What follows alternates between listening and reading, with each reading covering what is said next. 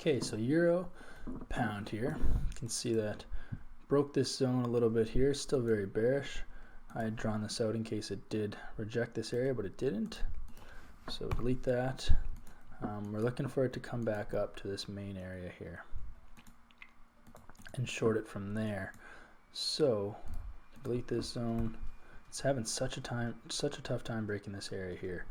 So I'll let price come back up quite a ways here. Let's just see, we'll just adjust these. So we're looking for our monthly high to be about 87. Then our monthly low being about 84.5.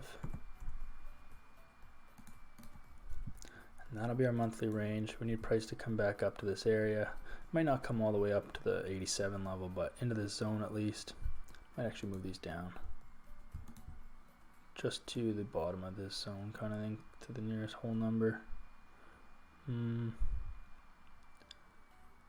Like 86.80. Yeah, that's probably fair. 86.80.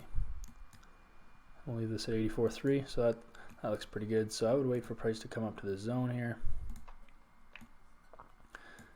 Keep our stop above this area here. This looks like a very good area to take a position on. You can see you got all this here. Actually, you could probably drop this short a little bit, or this stop a bit.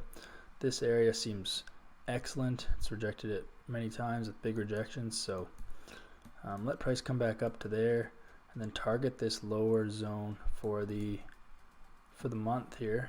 This is the full monthly range to back down to the 84.3 level.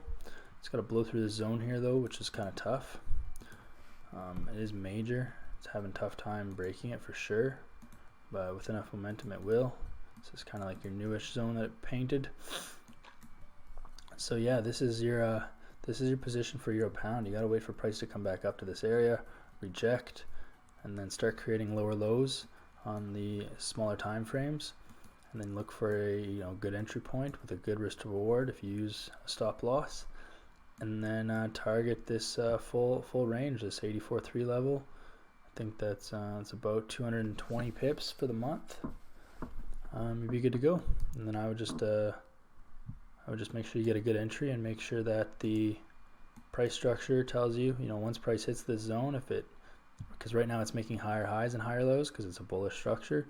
You want that to switch. You want it to start making lower lows and lower highs, and then you're good to enter. So that's euro pound.